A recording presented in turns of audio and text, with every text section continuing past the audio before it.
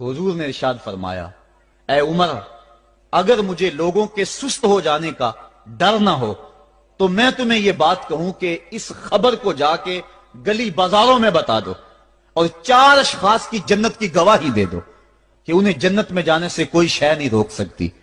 عرض کی حضور کون کون؟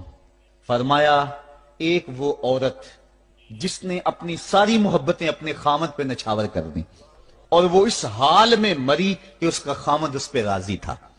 دوسرا وہ شخص جس کے بچے زیادہ ہیں، ذرائع آمدنی تھوڑے ہیں، لیکن اس نے اپنے بچوں کے پیٹ میں حرام کا لقمہ نہیں جانے دیا۔